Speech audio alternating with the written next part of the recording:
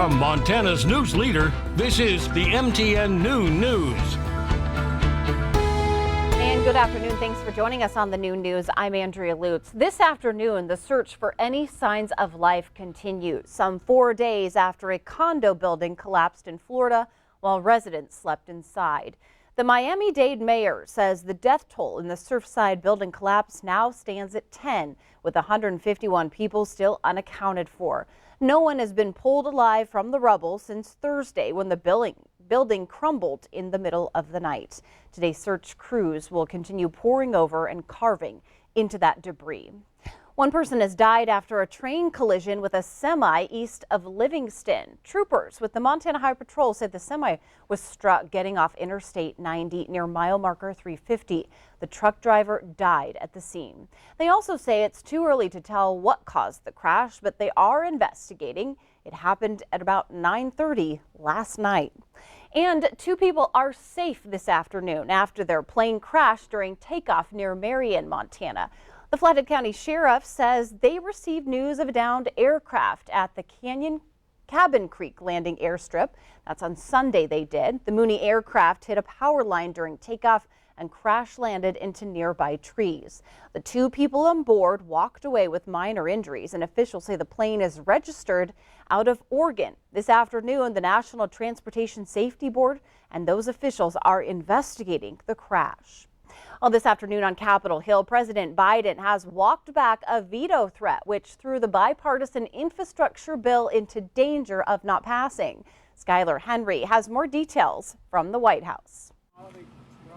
The White House says the bipartisan infrastructure deal announced last week is still on track to pass. Republicans are standing by the deal. The president's going to honor his word, and we're going to hope that they're going to honor their word. President Biden threw a passage into doubt when he threatened to veto unless the Senate also passes his American Families Plan. It'll fund what he calls human infrastructure, Democratic priorities like child care, free community college, and green energy. We were assured that the two would not be linked. Yes, the human infrastructure, if you will, as they call it, would be pursued, but the two would not be linked. Republicans think that portion is bad for our country. The president reversed his comments over the weekend, saying, "I gave my word to support the infrastructure plan, and that's what I intend to do." The president's promise to deal with it separately is nice, but isn't determinative unless the majority leader and the speaker agree. Democratic leaders on Capitol Hill say they can't get the votes for the infrastructure bill if they also can't get the votes for the American Families Plan. If the Senate is going to move forward with a bipartisan infrastructure bill, we must also move forward on a budget resolution as well. Democrats still have to come together on the size and scope of the American Families Plan. If they think in reconciliation, I'm going to throw caution to the wind and go to $5 or $6 trillion when we can only afford 1 or 1.5 or maybe 2, and what we can pay for, then I can't be there. Democratic leaders say they want to vote on both bills in July. Skylar Henry, CBS News, the White House. Progressive Democrats say they have reservations about the bill, worrying the compromise deal compromised too much of their priorities. All right, that's a quick look at the news, but now we are checking in on the weather with our Miller Robson because things are going to probably get hot. Yeah, I think so. Yeah, 2 words to worry about this week. Dry, hot. That's exactly what we're staring down there, Andrea. Let's take a live look right now. Temperatures across the region. We've got 88 already in Missoula, 84 in Kalispell. A little cooler in Bozeman at 79. Billings at 79 as well.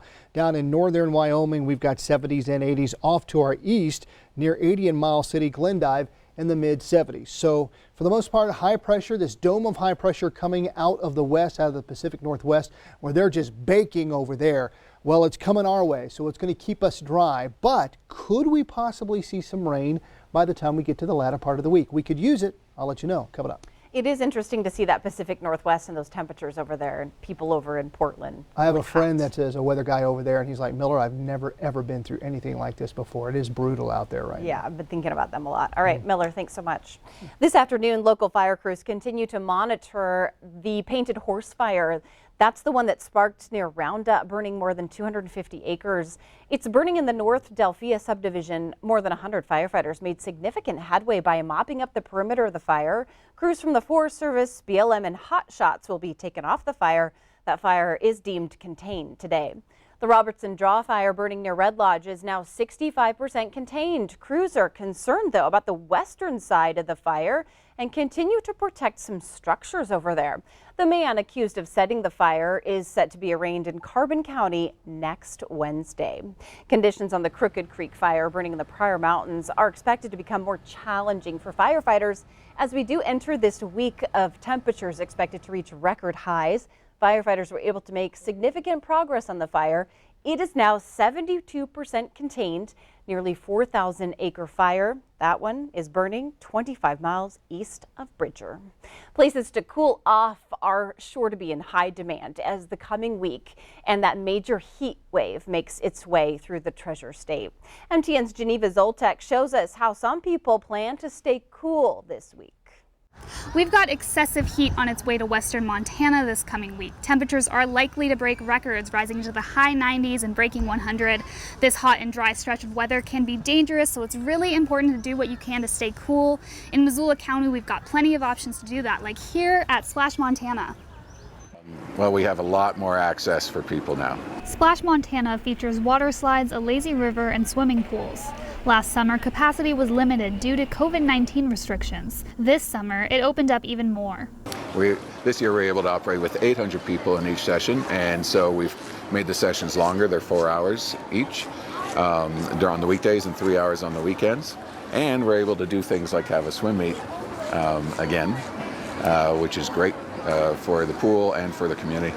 Seagrave said masks are encouraged inside locker rooms and indoor facilities. Employees are enabled to get vaccinated if they choose. And it's back to normal, almost. You know, it's refreshing. It's also a challenge because the seasons can be, when it's 100 degrees, what they say it might be on Tuesday, it can be very intense. Daily admission rates are under $10 at this location, but there are even more affordable options to visit.